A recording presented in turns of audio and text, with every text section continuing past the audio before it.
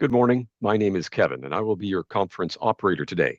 At this time, I would like to welcome everyone to the América Móvil Third Quarter 2025 conference call and webcast.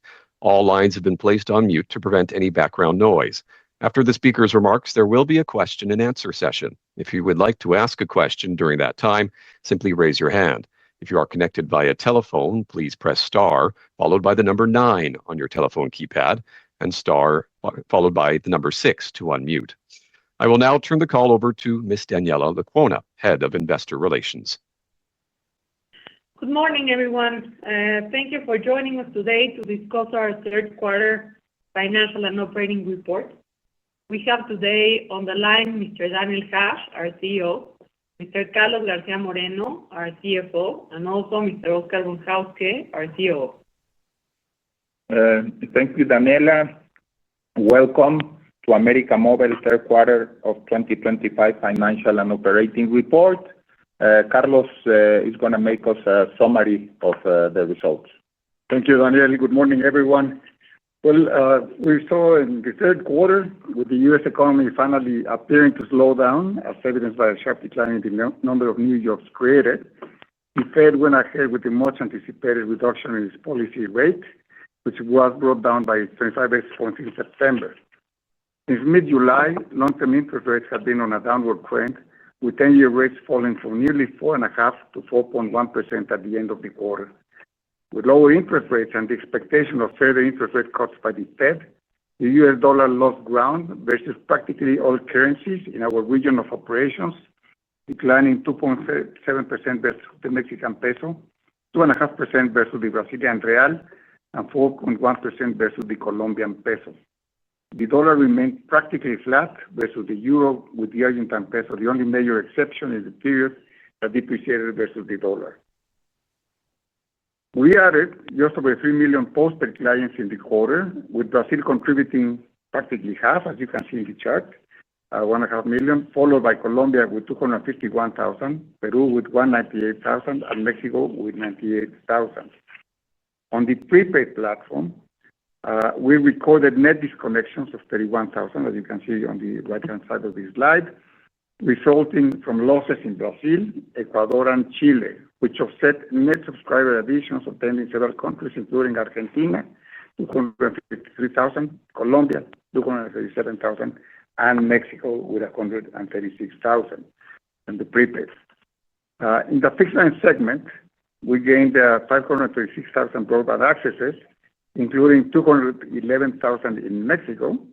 That's roughly half of what we had overall in América Móvil, 86,000 in Brazil, 56,000 in Argentina, and 51,000 in Colombia. At the end of September, we had 408 million accesses, of which 140 million were postpaid clients and 79 million were fixed line RGUs. Year over year, our postpaid base increased 8.1%. As you can see, that's the access line that has been increasing the fastest, and then fixed broadband accesses with 5.1% growth. Third quarter revenue totaled 233 billion pesos. They were up 4.2% in Mexican peso terms and 6.2% at constant exchange rates, with service revenue also expanding at the 6.2% pace.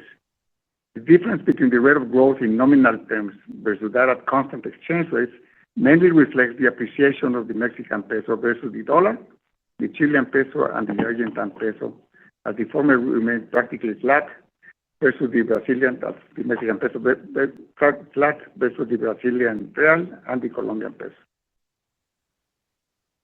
On the mobile platform, service revenue posted its best rate of growth in 2 years, 7.1%, helped along by the continued recovery of prepaid revenue.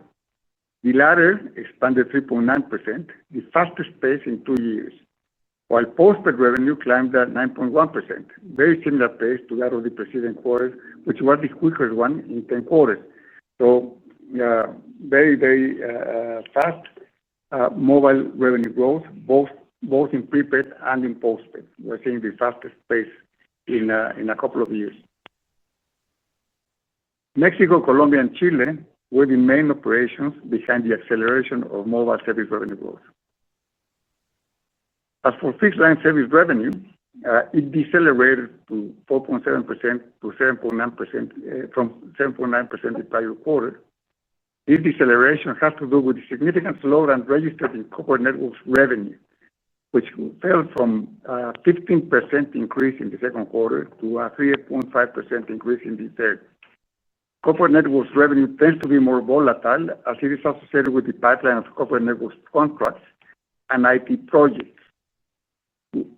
We are an increasingly relevant player in this business segment, which is an ever more important revenue item for us.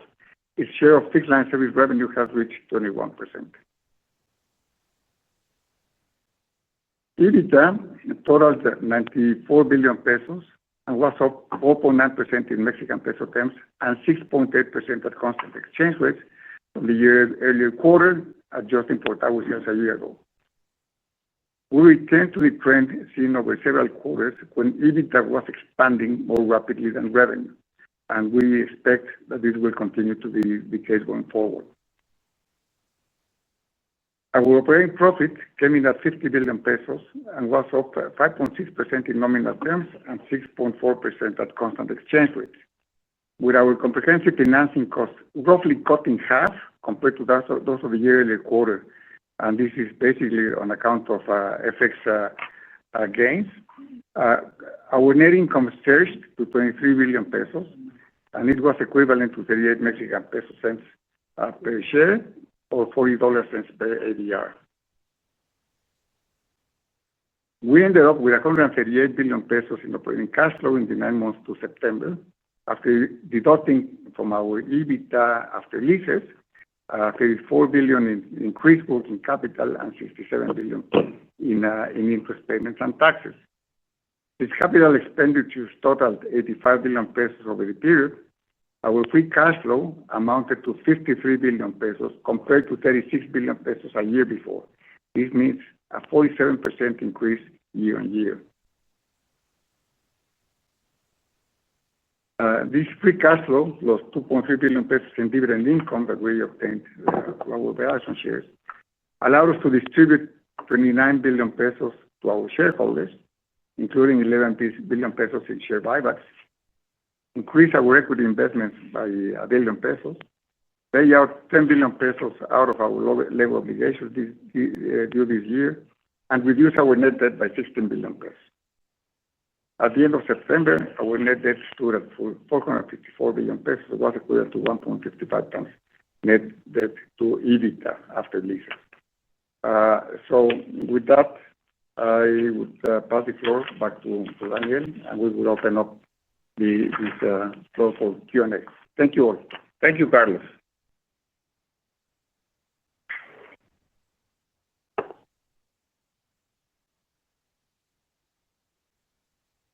You ready for the Q&A, please? Yeah. We will now begin the question and answer session. Please limit yourself to one question and one follow-up. If you would like to ask a question, please raise your hand now. If you have dialed into today's call, please press *9 to raise your hand and *6 to unmute. Please stand by while we compile the Q&A roster. Your first question comes from the line of Vitor Tomita from Goldman Sachs. Vitor, your line is now open. Please go ahead. Hello, good morning all, and thanks for taking our questions. Two quick questions from our side. The first one is on mobile prepaid revenues in Mexico. Prepaid revenues have been recovering well. Is this driven by better macro or other factors? And are you seeing this positive trend, if it is macro, for example, continuing into the fourth quarter for prepaid in Mexico? And our second question would be on Chile, Uruguay, and Paraguay, where in that segment, even though it's small, we saw some very strong margin expansion quarter on quarter and year on year there. Was this due to accounting factors following the end of the JV there, or any one-off effects, anything that we should bear in mind? Thank you. Well, Victor, talking about the mobile prepaid in Mexico, as we said, the last quarter and the last 2 quarters, we said that it's very related to the economy. And I think the worst that we do in the revenues in the prepaid was at the end of last year or beginning of this year. And since that, we're starting to recuperate the revenues. I think revenue should recuperate as we have been doing. I hope that the economy will get better and better, and hope for next year we can have better mobile revenues. It's very related to the economy. So depends a lot on that, and as we see that things are going better, then mobile prepaid will do better. On the Chile, Uruguay, and Paraguay, we have been working very hard in Chile. We do all the synergies. Then we bought the Liberty piece shares, and I think we're happy. We're gaining a lot of new subscribers. Revenue is growing, and we are being very careful with the cost and expenses. So that's why the increase on EBITDA that we have. There's nothing different on that. So that's only the operations and the growth that we have been having, better churn, good subscribers, better subscribers, because we used to have the lowest segment of subscribers. We're having better postpaid subscribers, better revenue, better ARPUs. So all of this is helping us to grow our EBITDA, and that's what we have been saying. No, we need some time to do the synergies, and we're having a very good moment right now in Chile. Very clear. Thank you very much. Thank you. Our next question comes from the line of Fanny Kanamuri. Fanny, your line is open. Go ahead. Thanks for taking my questions. My first one is regarding your potential acquisitions. There's news on AMX trying to acquire a part of Telefónica in Chile along with Entel, as well as AMX trying some acquisitions for some ISPs in Brazil. So how do you view these acquisitions? Do you see more potential for acquisitions in Brazil, and how does it impact average? Thank you. Well, in the M&A side, I want to talk about two things. First, on Chile, as we informed a few days ago, we're evaluating a potential joint bid with Entel to purchase Telefónica assets and operations in Chile. Right now it is in an early stage, and the process will take some time. So there's nothing else I can say. We are reviewing the company, checking numbers, doing the due diligence, but nothing else than that. So on Chile, that's what we have. It's an early stage, and we don't have anything else. On Brazil, on desktop, we're evaluating operations all around our markets. And our subsidiary in Brazil is currently evaluating desktop, but there's no binding commitment exists until to date. So there's nothing else, only evaluating the company, and our people is looking at that. There's nothing else that we can say, and that's what we are. We are, as we said, open to see any opportunity that we have in the region or out of the region that make sense for us, and it's what we are doing and evaluating. And I think all around the world, markets are consolidating, and if that makes sense for us, we're going to participate on that. So nothing else on that. Thanks, Carlos. Okay, thank you. Our next question comes from the line of Gustavo Farias. Your line is open.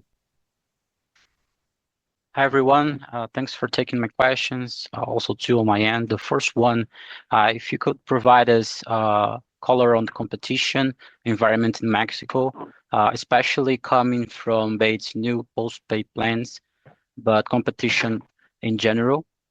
And the second question, focusing on Brazil, if we could have a better view on the main drivers of performance in prepaid, how you're seeing the segment, especially with the good performance despite the disconnections we observed in the quarter.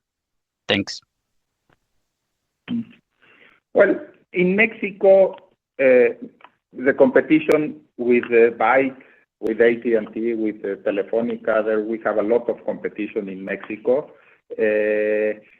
But on postpaid, I think people looks a lot on quality, on 5G coverage, the way your customer care centers will attend and solve all the problems. And I think we are by far much better than anybody else, any other company in Mexico. We have more than 120 cities with 5G. Nobody has that. We have customer care centers all around Mexico with a lot of people, very professional and training to solve the problems, to help you to activate your line. And in the other side, all of that helps you. And if you have good prices and competitive prices, then, well, you are in very good shape in Mexico. So that's what we have. So we are very competitive. We finance a lot of the devices. We have very good devices. We have very good distribution. We have a very professional in the corporate segment. We have very professional people going to the companies in small, medium business also. So we have a very good company here that makes, so the let's say the NPS, people thinks very good about Telcel marketing and all of that help us to be very strong. And that's why I can tell you that from people who is visiting our stores, maybe 50% of the people that are actual customers decides to increase the plan and to extend the plan for some more time. So we are very, of course, we have a lot of competition. AT&T is doing good. Byte is also doing good, but they don't have all the things that we have, and people recognize a lot of that. Look, what we see is that the phone is a very important thing for you. So you need to have all day a day, since you wake up and you get to sleep, all the day you have a lot of things to do. So what you want is to have the best network, the best customer care centers, the best coverage, and all of that help us to be right now in this position. On Brazil, well, in prepaid in Brazil, prepaid in Brazil also we have been investing a lot in our network. We're gaining and doing a lot more coverage. We're doing a lot of 5G, and people in Brazil, there's a lot of people from prepaid moving to postpaid, but there's new people coming to stay with us in the prepaid side. So those are the things we in Brazil, we have 3 years gaining and doing much better in the wireless segment. And I think it's also because it's not only one thing that we have, it's a lot of things. In prepaid in Brazil, our ARPU is growing 7.3%, that it's a lot. So means that people is consuming more, using more social networks, or buying a package for more days. So all of that is helping us to do that. 5G is very important also. Very clear. Thank you very much. Thank you. And a reminder that if you would like to ask a question, please use the raise hand function. If you have dialed into today's call, you can press *9 to raise your hand, *6 to unmute. Our next question comes from the line of Luca Brendim from Bank of America. Your line is open. Hi, good afternoon, everyone. Thank you for taking my questions. I have one here on my side. So if you guys could give us an update on the competitive market for Colombia and Chile. We saw many reports of potential acquisitions, including your potential move in Chile. Some of your peers are struggling financially in both regions. So is this already reflecting positively in the numbers you're seeing in those markets? Obviously, your numbers for the region have been improving in both Chile and Colombia. How much of that is due to competition, and what do you think we can expect going forward? Thank you. Well, we know what is going to happen in Colombia. Colombia is Tigo and Telefónica. They already merged their network, so they are going to have one network, better costs, more efficiencies for them. And what looks like is that Tigo is going to end up having all Telefónica. They are waiting for the authorization of the government. I don't know what's going to happen, but looks like they're going to consolidate the market. In Colombia, we're doing good. We are growing. We are number one in 5G in Colombia. We're doing our investments there. Quality is doing good also. And the service revenue is growing 7.8%. 7.4% in wireless. And that the growth has been very good in Colombia. The competition with WOM is not so hard because WOM is not in very good shape, what I'm understanding. There's a new people buying the company, starting to do the changes. But overall in Colombia, we're okay. Our EBITDA should increase a little bit more, but we're putting some extra reserves that we're doing for some fiscal and legal things that we're seeing. So we're putting, but if not, maybe we can have around, we